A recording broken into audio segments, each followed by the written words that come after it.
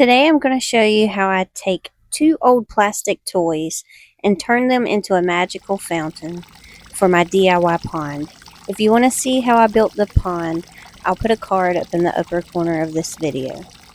I'll also link it in the description below. Let's get started. Now to start out, we need to combine the two toys into one. That means cutting the dragon away from its original base and then using epoxy to put it on the castle. I'm going to use this cheap rechargeable Dremel tool. It is much smaller than a regular Dremel tool, and let me say this is easier said than done. It took me about an hour to get it cut apart and attached to this castle, but I'm quite pleased with how it turned out. Now, ignore all of the glue spots and the funky looking spots. We're going to cover that up with paint and moss later, and you won't be able to see it. As I go, I'm checking this thing and making sure that it continues to work as intended. I've just got a cheap $10 pond pump from Amazon, and I just cut a hole behind the dragon's ear to lead to the mouth for the water to come out. And I will link the pond pump in the description below. Now, I thought that these upper parts of the castle would be great as planters. Two of them are open. This one is not. So again, I'm going to use this tool here. I'll link it below. It was like 20 bucks, okay, on Amazon. And I'm just going to cut this top out, and then I'm going to concrete little plant holders inside of each castle top. Now that I've got that done, I want to take some clear silicone. I just got this at Dollar General, and I don't know that this part was necessary, but I'm going to put clear silicone all around inside here and in this gap here where I put the pond hose, just so no water escapes through the dragon. I also ordered myself a really cool pond light. Since my pond is small, I only ordered one pond light. And then I've got fairy lights just randomly placed in the castle. I haven't painted it yet, but I was really eager to see what my little skull faces were going to look like underwater with the light on them. And this light changes colors. It's really neat. And I'm trying to experiment with some lights coming out of the dragon's mouth through the water, so it kind of looks like fire or lava. I don't know. But now we have to paint this dragon so that it doesn't look so much like a toy anymore. We need to start with a neutral color all over as a base color. So I chose black spray paint because it's just easier to get in all of the nooks and crannies and make sure that everything is covered and you don't see any more of the bright toy colors. And by using black, if I miss a spot while hand painting, you won't notice because it'll just look like a shadow in the crevices. So yeah, easy peasy. And now to paint. Okay, listen, I started out showing you the colors that I'm using, but this turned into an 18-hour process, okay? Layers upon layers of colors upon colors, and I'm literally just dry brushing these colors onto this toy, okay? Because I am not a painter, all right? I call myself an abstract painter. It usually turns out looking pretty good in the end, but seriously, all I do is I just take colors and I dry brush them on until it feels right. And this feels right. Listen, I am a horrible YouTuber, okay? When I get started in my creative process, I don't think about filming, all right? I am dedicated to the art process, and I just jump in there and I get in the zone, and sometimes I forget to film. And I film for YouTube, which is landscape, and I film for TikTok, which is portrait, and sometimes I forget one or the other, okay? And I got the portrait version of the paint, but I did not get the landscape version of the paint until after I added some faux florals. Okay, I would eventually like to plant some real flowers and stuff in the top of the castle, but it takes a while for them to grow. And for video purposes, I had some faux greenery, and I just used a little hot glue and placed them in the top of the castle, and you will see that in a moment. Now I want to pop up a picture here.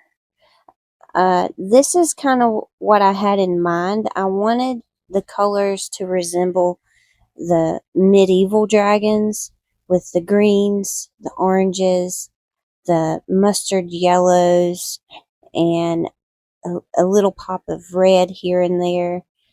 And then overall, I'm a green person, so I wanted the overall vibe to be green with just hints of color. Now here you can see I added those faux florals, and it kind of blends into the grass, so it's kind of hard to see. But that was also a plan. Okay, I live in a campground, so from a distance, I kind of wanted it to just look like green landscaping. But if you come into my yard, as you approach more and more into my yard, then all of these little secret things start appearing, dragons and villages. Oh my. Again, periodically, I'm just testing, making sure the fountain still works, and ignore all of the black spray paint on the ground. I'm going to show you in the next clip what I am building around the pond. I'm truly creating a full fantasy village in my little yard here, okay? So again, I'm using cement, I'm using dirt and some cardboard, some painter's tape, and I'm just shaping out some little hobbit huts, and then I'm covering it with quickset cement, okay? It dries very quickly, so this is a fast process, which is good for me because I have zero patience. And these, they're very durable. They're very hard and durable. They don't have to be structural, okay? Because I'm not walking on this. It nothing. It doesn't have to hold anything up. So it's kind of like sculpting with clay, okay? And it doesn't have to be super thick. Just your imagination. Let your imagination run wild. And my theory with making this, I get a lot of skinks, like the little blue-tailed lizards. I get actually a variety of lizards. I have all sorts of insects. I have frogs. I have a lot of wildlife over here, guys. So I thought maybe these little hobbit huts could be a nice, cool, shady spot for some frogs or lizards during the summer. I don't know, they might move in here. It's dirt based, so they can dig down a little tunnel, and then these hobbit holes become like their front porch. I don't know, but that's the plan, all right? So when the cement dries, you just pull the cardboard out and then dig all of your dirt out, and you have a hobbit hole. And I think it's really, really neat.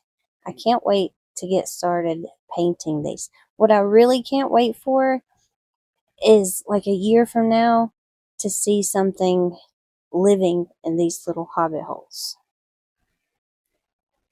Again, it is time to paint. I gave this a full base coat of the black spray paint as well.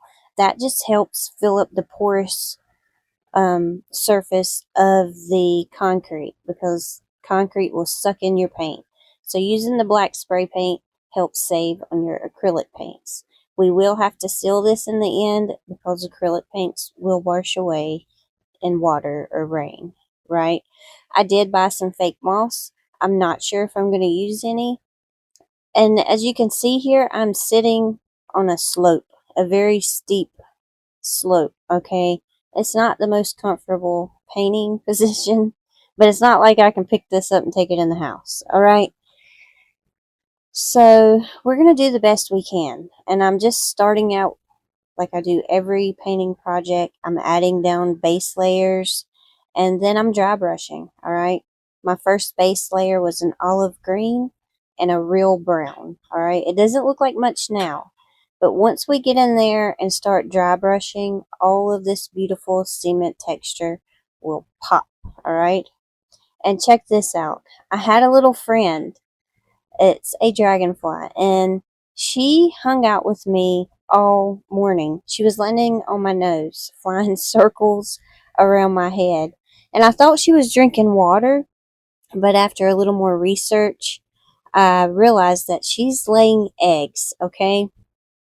Which is sad because the pond's not done. It's going to be drained and refilled and drained and refilled. So I did some research, and what I'm going to try to do is take a cup and scoop this water out, put it in a bigger bucket with some rocks in a shady spot of the yard, cover it up, and see if I can save her eggs. Because dragonflies can live underwater for years until maturity. So, yeah, I'm going to do the best I can. Here is the finished painting part of the front of the pond. Okay, now I haven't painted the back. I got more concrete work to do back there.